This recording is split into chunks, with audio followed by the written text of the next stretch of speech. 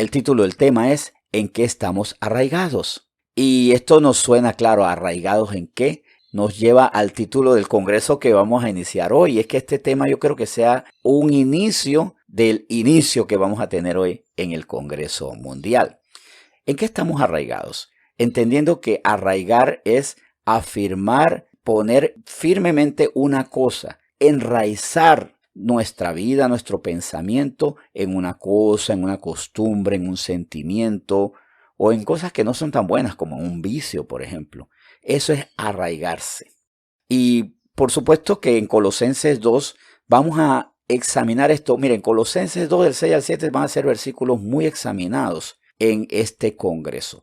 Vamos a leerlos desde ahora para introducirnos en el tema, en lo que será el congreso, en los beneficios que el Señor nos quiere dar a nosotros si sabemos arraigarnos en lo correcto. Dice Colosenses 2 del 6 al 7. Por tanto, de la manera que habéis recibido al Señor Jesucristo, andad en Él, arraigados y sobreedificados en Él y confirmados en la fe, así como habéis sido enseñados, abundando en acciones de gracia. Aquí el Señor nos lo recuerda, ya lo recibimos, ¿verdad? Recibimos al Señor como nuestro Salvador, a Jesucristo. Ahora andemos en nuestro Salvador, pero para andar apropiadamente tenemos que arraigarnos, cimentarnos y construir una vida sobre Él. Y esto es ineludible porque todos estamos arraigados en algo o en alguien, todos. No hay persona que pueda decir, yo no tengo raíces en nada. Bueno, tal vez en esa nada estoy arraigado. Entonces mi vida no depende de nada porque en nada estoy arraigado. Pero es que esa nada es lo que a mí me tiene así. En nada tengo fundamento. Bueno, estoy arraigado en la falta de fundamentos. Todos estamos arraigados en algo o en alguien. Hay personas que están arraigados en el pecado. Hay personas que están arraigadas en el ego. Todo lo que hago es por mi gran ego, mi enorme ego. O sea, estoy hablando de forma sarcástica porque el gran ego es una gran mentira porque nuestro ego es tan pequeño. Y entre más grande lo queremos hacer, más pequeño es. Porque nuestro ego está hecho de complejos, errores, de equivocaciones, de falsos esquemas y demás.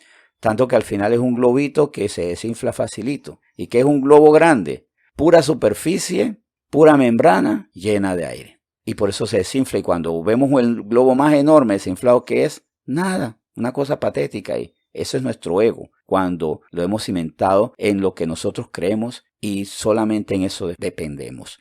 Nosotros podemos estar arraigados en las tradiciones, lo que dice el pueblo, el vox populi, la falacia ad populum que vimos hace unas semanas, en la idiosincrasia también. Así es Panamá y así voy a ser toda la vida. Hay gente que está arraigada en el poder, o sea, su raíz está en el poder y cuando pierden el poder pierden todo. A veces estamos arraigados en el trabajo allí, por eso es que hay personas que no se pueden jubilar, no porque le falte dinero, sino porque le falta propósito. Hay personas que sienten que el día que se jubilan se le acabó la vida, porque estuvieron arraigados en ese trabajo y ya. Cuando nosotros estamos mal arraigados, damos tumbos y estamos equivocados. Vamos a ver el caso de Pablo. Pablo estaba arraigado en una mentira. Y eso lo vemos en Hechos 8. Cuando yo no descanso, cuando no me coloco en lo correcto, voy a estar viviendo mentiras y voy a tener sentimientos equivocados, acciones desafortunadas. En Hechos 8 del 1 al 3 lo vemos así. Y Saulo consentía en su muerte. Claro, había consentido la muerte de Esteban. Repito, Hechos 8 del 1 al 3. Y Saulo consentía en su muerte. En aquel día hubo una gran persecución contra la iglesia que estaba en Jerusalén y todos fueron esparcidos por la tierra de Judea y de Samaria, salvo los apóstoles. Y hombres piadosos llevaron a enterrar a Esteban e hicieron gran llanto sobre él. Y Saulo asolaba la iglesia y entrando casa por casa arrastraba a hombres y a mujeres y los entregaba en la cárcel. ¿Por qué Pablo hacía esto? ¿Porque era un villano nada más? Vamos a verlo en Hechos 9. Era un hombre de fuertes principios y cuando él decía por aquí es hasta donde sea y lo voy a hacer apasionadamente. Pablo se apasionaba en lo que él estaba arraigado. Por eso es que él en Colosenses enseña a la gente arraiganse en lo que es, ya no más en mentiras. Porque ¿qué ocurre en Hechos 9? En el versículo 1.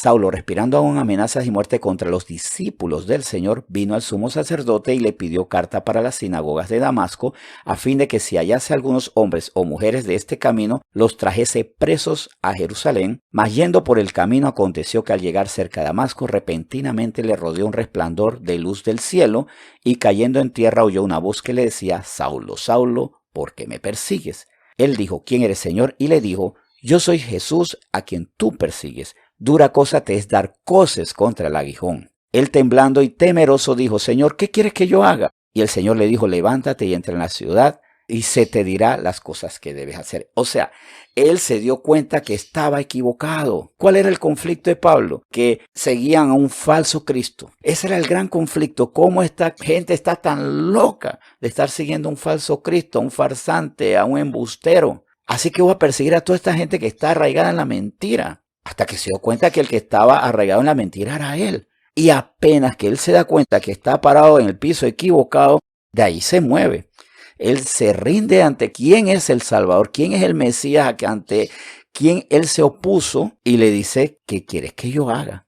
Qué pasión de Pablo por la verdad. Pablo estaba en la mentira porque creía que esa mentira era la verdad. Y esto es el punto crucial. Muchas veces nosotros vemos gente que está mal y decimos: son malvadas, son perversas. Pero ¿hasta qué punto el problema es que están paradas sobre la mentira creyendo que es verdad? Y cuando esas personas en el fondo aman la verdad, pero simplemente no saben cuál es, lo que hay que mostrarle la verdad. Pero para nosotros mostrarle la verdad, nosotros tenemos que estar arraigados a esa verdad, creciendo en la fe, convencidos plenamente. El convencido convence. ¿Cuántas veces hemos escuchado esa expresión? Y es verdad. Es que Pablo nunca fue un hombre de dudas. Cuando estaba equivocado, él estaba completamente convencido de su error, solo que él pensaba que era verdad.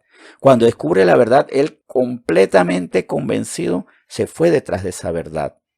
Por eso vemos un Pablo que cuando se presenta ante los atenienses, ¿qué le dice? Le voy a presentar al Dios no conocido. Eso está en Hechos 17. Le voy a presentar al Dios no conocido, el que él no conocía, pero que inmediatamente conoció, se rindió a él. Hay muchos cristianos que no están arraigados en la verdad. Sin embargo, y en una triste oposición, hay muchas personas que están arraigados en la mentira y de ahí no salen. Nosotros tenemos que arraigarnos en la verdad y, por supuesto, enseñarle la verdad a los demás. Cuando ya la persona, conociendo la verdad, dice: pues me gusta más la mentira, ya, bueno, va a caer en lo que dice el Salmo 53. Dice el necio en su corazón: no hay Dios. Esa es su decisión. Pablo no conocía a Dios hasta que lo conoció por medio de Cristo. Y eso ocurrió con nosotros. Ahora nuestra labor es que las personas conozcan a Dios por medio de Cristo, pero para eso tenemos primero que convencernos de quién es Cristo. Y vamos a pedirle al Señor desde ya que lo que va a hacer hoy hasta el domingo en el Congreso y lo que va a hacer con el resto de nuestra vida es convencernos de quién es nuestro Cristo, de quién es nuestro Salvador, para poder con convicción, con elementos, con doctrina, con sabiduría, decirle a las personas que quieren conocer la verdad, pero están en la mentira: muévete de allí, porque estás echando raíces en tierra equivocada. Vamos a orar. Señor, muchas gracias porque tú nos trasladaste a la verdad. Hiciste lo mismo que hiciste con Pablo. ¿Y qué estábamos haciendo nosotros? Lo mismo que Saulo de Tarso antes de ser Pablo. Caminando sobre planes que no eran convenientes, que eran destructores, que iban a dañar vidas. Saulo de Tarso en ese momento iba por la vida de creyentes. Pero nosotros tal vez no somos perseguidores, pero por andar por la mentira, por dejarnos mover de esa mentira, estamos llevando a personas, a nuestra familia, a nuestros seres queridos a la destrucción. Porque cuando ando en la mentira, llevo a otros a la destrucción. Saulo de Tarso, a través de apresarlos, nosotros a través de llevarlos a falsos caminos, de ni siquiera mostrarles la salvación, de contaminarlos, de enviciarlos y demás. Señor, arraiganos en tu verdad, arraiganos en tu palabra, por medio de la fe, el conocimiento. Y ayúdanos también, porque vamos a orar en estos días también por aquellos que todavía están parados encima de las mentiras y están echando raíces en ellas. Hoy te bendecimos y te agradecemos por tu palabra. En nombre de Jesús. Amén.